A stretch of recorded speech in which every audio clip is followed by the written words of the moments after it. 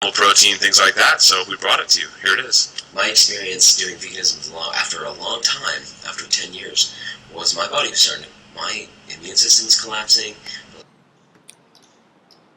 I can understand where Daniel's coming from, but if you listen to what Daniel ate as a raw vegan, we can understand why he had so many challenges as a vegan. Because if you eat this as a raw vegan, you obviously have minimal to zero nutritional knowledge or basic understanding of human physiology. Now, I don't want to make things up, so let's hear Daniel share it. Listen to this. You know, as somebody who was a raw vegan for many years, my calorie sources were basically coconut oil, olive oil, and kale. That was basically what I was eating, and you know, with some tertiary foods, but that was the main stuff. I mean, who's going to last on that sort of program? You know what I mean? It's like me saying, I was a cyclist for 10 years, and you know, I really, you know, didn't really enjoy it. I had a lot of crashes, and someone says, "Well, what did you do?" So I actually never rode my bike holding the handlebars. I tried to ride no hands or one hand most of the time, and yeah, cycling's just not for me. So I drive a car now. It's a lot safer. I understand. All right, let's get back into it. My nervous system was collapsing, and I felt like I couldn't process nerve energy without short-circuiting. I mean, how do we objectify that? If we went into a doctor's surgery and said, "Doctor, I can't process my nerve energy correctly without short-circuiting." I mean, is the doctor going to recommend us to a psychiatrist or a psychologist, or are they going to say, "Yeah, I totally hear you, you're a vegan," because that's really common. I mean, what are they going to say? In the same way that it's hard to run electronics without an insulative covering over the wiring. DHA kind of functions like a coating on the wires. You know, another thing that is in animal... And DHA and EPA is produced in the human body. DHA and EPA aren't even registered by the National Health Institute as required human nutrients because we make them. So it's also interesting to note that the people in the health industry that promote the animal food diets, Dr. Atkins, McCullough, Mark Sisson, all those crew, great people, but the diets are, you know, sketchy at best. And they're saying you can't get DHA, EPA as a vegan, or B12, or protein, or calcium, or iron, or zinc, and they all sell those supplements. You know what I mean? So they say, don't eat that diet because you won't get enough nutrients. Eat my diet that I've just made up out of the blue, and we'll sell you our nutrients as well. We'll sell you our colostrum. We'll sell you our little protein powders. We'll sell the zinc. We'll sell you the B12 stuff. But you can't be a vegan because you won't get enough of those things. But you eat my diet, and then we'll sell you those things as well. It doesn't make any sense, but it makes a lot of dollars. Let's listen on. Food, animal fat, and probably one of the most... Animal fat. I mean, like, why not? Well, do we need any more fat? Do we need more body fat from animals? I mean, don't we have enough fat in society or Western society? Or is maybe we're obese, maybe 67% of Australians and Americans are overweight or obese because we're eating too many bananas. That's what the problem is. You go to the supermarket, everyone's binging on bananas. And watermelons. See, just watermelons causing the obesity epidemic. It's not the animal fat. I mean, the fat you eat is the fat you wear? Not true. Most important is cholesterol. And that's the big one. I mean, there's a huge myth about cholesterol. There's a myth about cholesterol. Okay, so we need more cholesterol. So Australians, Americans, Europeans need more cholesterol. They're not eating enough. So we've got high cholesterol because we're not eating enough. Okay. And people think they need to avoid cholesterol.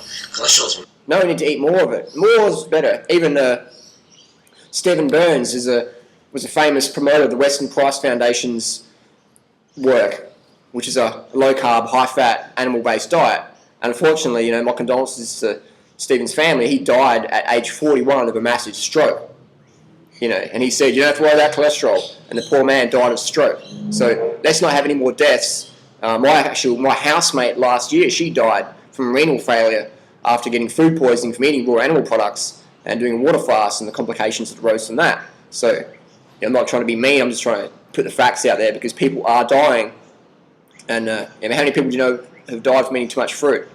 Zero, ever. You know, unless you choke on a banana. I guess some people want to see me choke on a banana. Let's listen in. One of the most important foods for us, one of the most important substances for us, we use cholesterol to make all of our gonadal hormones. Testosterone. And that's why human body produces testosterone, it produces cholesterol. Check out my cholesterol and testosterone blood tests on YouTube, always textbook. It's made from cholesterol. Estrogen is made from cholesterol. Progesterone is made from cholesterol. We need cholesterol for all of our phospholipids, our cell. Don't you love Daniel's soundbites? He's good. I've got to give a thumbs up. The guy knows how to talk. There's no doubt about that. Membranes, that what holds us together.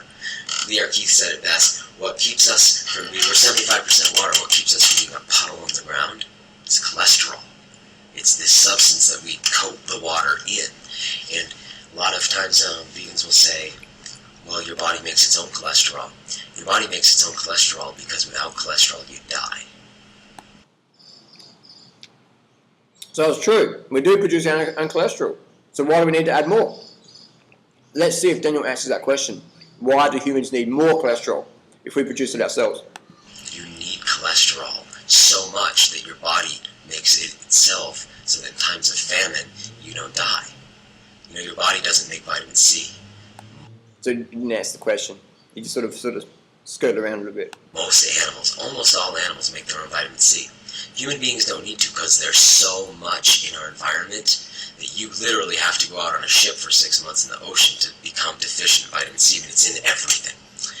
But not so with cholesterol. It's very easy for traditional tribal peoples to become deficient. If the hunting's bad, they don't have enough cholesterol, your body makes it its own. I've never, ever met or heard of anyone who's read a journal that says humans do not get enough cholesterol. I've never ever heard of that. There's not even a medical word for cholesterol deficiency.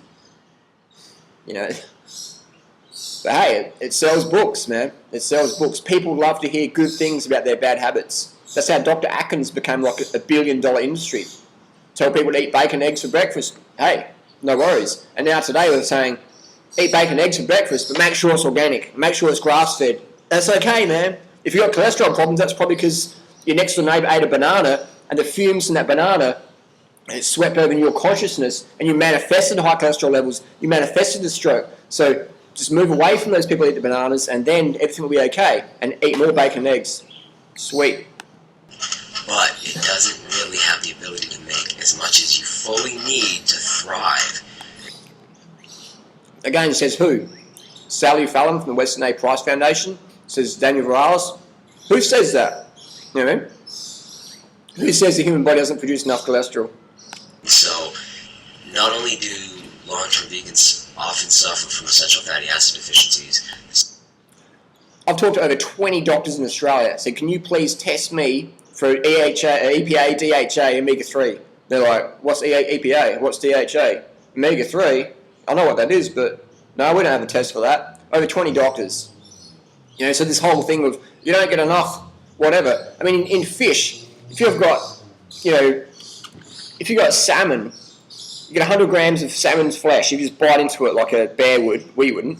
You bite into it, you get 100 grams of flesh. It's got about 0.3 of a gram of omega-3s in there.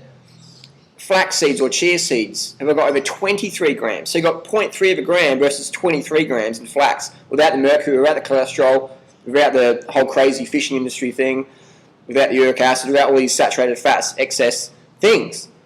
You know what I mean? So, and again, the people who promote these high-fat animal diets, they sell fish oil, they sell krill oil. They say, we won't get enough DHA as a vegan, but buy my DHA supplement anyway, because we buy it for pennies and we sell it for pounds, man, because it's just industrial waste product. And again, it doesn't make any sense, but it makes the dollars. Suffer from cholesterol deficiencies, they can suffer from... Cholesterol deficiency, what's the medical word for cholesterol deficiency, Daniel? Vitamin deficiencies.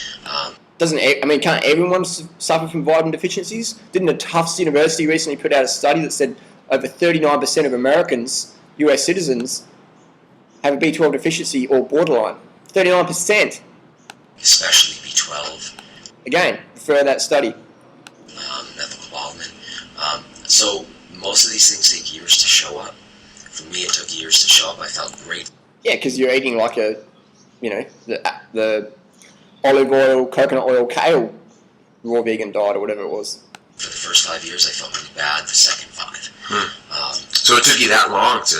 Yeah, because if you're relatively healthy when you begin, you have huge stores.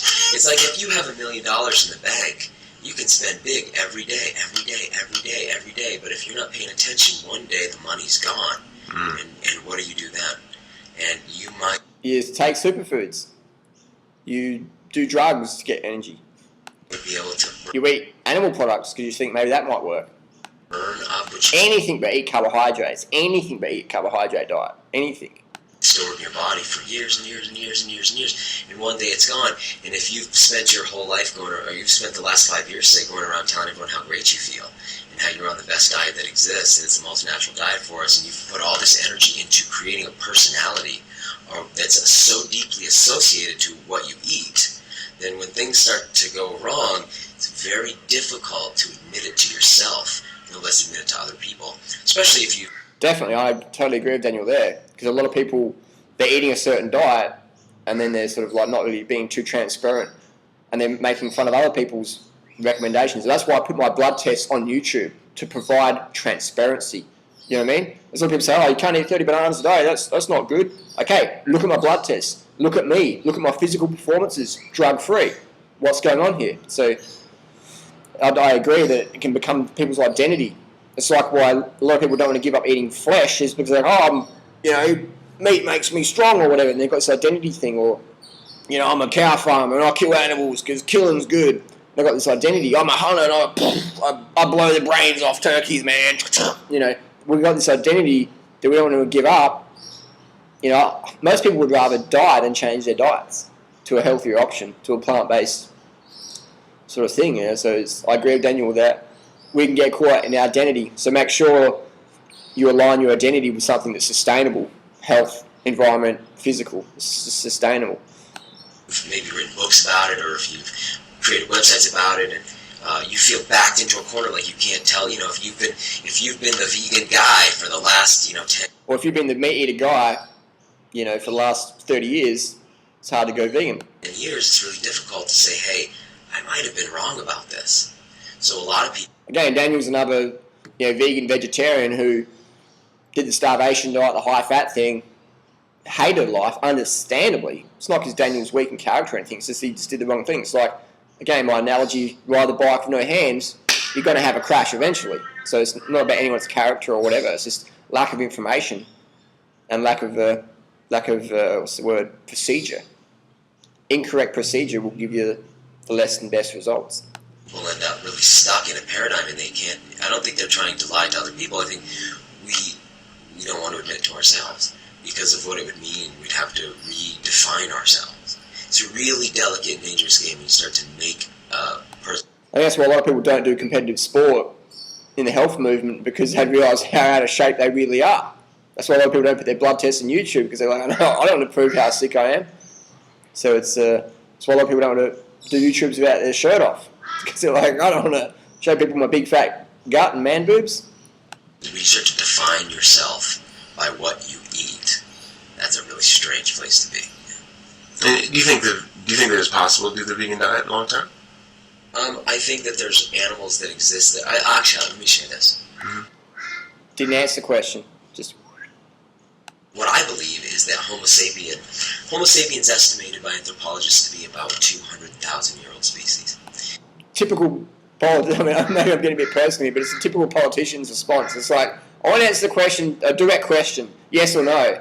I'll just scoot around it, distract, hopefully people forget what the original question was, and I'll just use some good sound bites, sophisticated languaging, and then people go, yeah, wow, he knows what he's talking about. And the first humans we called them Cro-Magnon. And there's really no debate in the scientific community that Cro-Magnon was cooking and eating animals. So Daniel promotes a cooked diet, promotes an animal-based diet, and he's a leader in the raw food movement, self-proclaimed. Interesting. Can't process nerve energy effectively. I need more cholesterol. Please donate your excess cholesterol and send it to me Thank you.